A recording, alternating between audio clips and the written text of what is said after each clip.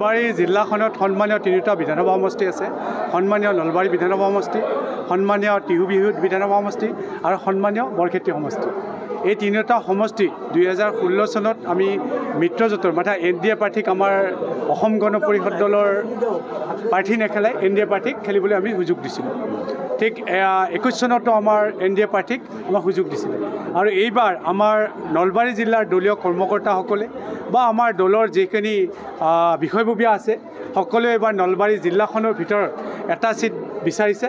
আৰু এই সিটটো কি ধৰণে দিব, কি ধৰণে বিবেক বিবেচনা কৰিব, আমাৰ দলৰ সন্মানীয় সভাপতি অতুল বৰাদেৱ, কাৰ্যকৰী সভাপতি মাননীয় কেশৱ মহন্তদেৱ আৰু আমাৰ দলৰ মাৰ্গদৰ্শক ফণীভূষণ চৌধুৰীদেৱ আৰু অন্যতম এজন মাৰ্গদৰ্শক তথা পিতামহ স্বৰূপ আমাৰ দলৰ তথা ৰাজ্যসভাৰ সাংসদ কেন্দ্ৰীয় সমিতিৰ কেবিনেট মিনিষ্টাৰ বীৰেন্দ্ৰ প্ৰসাদ ডাঙৰীয়াই এই দলৰ তেখেতসকলৰ মাৰ্গদৰ্শক, দলৰ ভৱিষ্যত তেখেতসকলে ঠিক ঠাক কৰিছে। আৰু নিশ্চয় এইবাৰ আহি থকা নিৰ্বাচনত ভাল এটা চিন্তা চৰ্চা কৰিব। আৰু আমাৰ দল যিহেতু নলবাৰী জিলাখনত শক্তিশালী, নলবাৰীত অসম গণ পৰিষদ দলৰ দুৰ্গস্বৰূপ জাতীয়তাবাদী শিবিৰ, সেইকাৰণে নিশ্চয় ভাল এটা খবৰ অসমবাসী তথা নলবেৰাবাসীয়ে পাব বুলি আমি সকলোৱে আশা কৰিছোঁ। অসম গণ পৰিষদ আজি সমগ্ৰ অসমত অতুল বৰা, কেশৱ মহন্তৰ নেতৃত্বত এক শক্তিশালী স্থিতিত উপনীত হৈছে। আজি সমগ্ৰ অসমত অসম গণ পৰিষদৰ সমৰ্থনত ৰাইজ ওলাই অহা আপোনালোকে দেখিবলৈ পাইছে। অসম গণ পৰিষদৰ সপক্ষে এটা জাগৰণ হৈছে।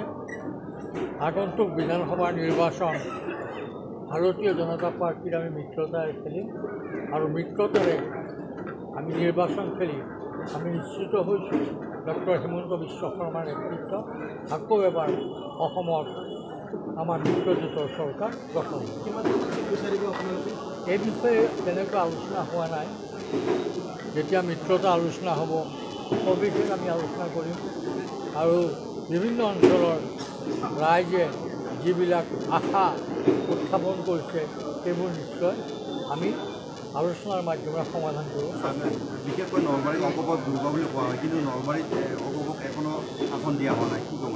নলবাৰীতো অসম গণ পৰিষদৰ দুৰ্গই, অসমৰ সাংস্কৃতিক মূল কেন্দ্ৰ। তাহানি নটসূৰ্য ফণী শৰ্মাদেৱে অসম সাহিত্য সভাৰ হিং অধিৱেশনত সাংস্কৃতিক সন্ধিয়া উদ্বোধন কৰি কৈছিল উত্তৰ কামৰূপ হ'ল ভাৰতৰ ভ্ৰাম্যমান থিয়েটাৰৰ বিশ্ববিদ্যালয়। অসমৰ সামাজিক জীৱনত, অসমৰ আৰ্থিক দিশত, অসমৰ সাংস্কৃতিক দিশত, সাহিত্যৰ ক্ষেত্ৰত, জনচেতনাৰ ক্ষেত্ৰত নলবাৰী সদায় অগ্ৰণী ভূমিকা গ্ৰহণ কৰিছে। এসময়ত নলবাৰীৰ গোটেইকেইটা আসন অসম গণ পৰিষদে বিজয়ী হৈছিল। অসম গণ পৰিষদ এতিয়া নলবাৰীকে ধৰি জিলাখনৰ গোটেইকেইটা সমষ্টিৰ শক্তিশালী অৱস্থাত অৱতীৰ্ণ হৈছে। এতেকে সমস্ত বিষয়বিলাক আমি যেতিয়া ভাৰতীয় জনতা পাৰ্টীৰ লগত আসনৰ বুজাবুজি আলোচনাত বহিম তাত আমি উত্থাপন কৰিম আৰু আলোচনাৰ মাজেৰে ৰাইজৰ আশা আকাংক্ষা পূৰণ কৰিবৰ কাৰণে আমি চেষ্টা কৰিম।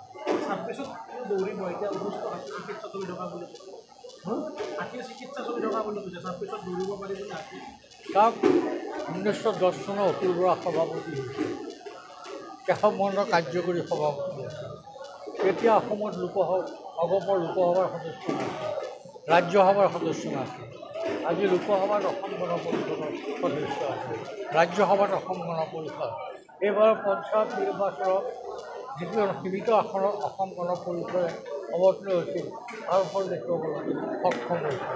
গতিকে অসম গণ পৰিষদ আজি এক শক্তিশালী স্থিতিত আছে আৰু অসম গণ পৰিষদ আগন্তুক দিনত আৰু অধিক শক্তিশালী হৈ উঠিব বুলি মই যিকোনো খবৰৰ বাবে যোগাযোগ কৰক 7099017330 লগতে 7099017110 নম্বৰত।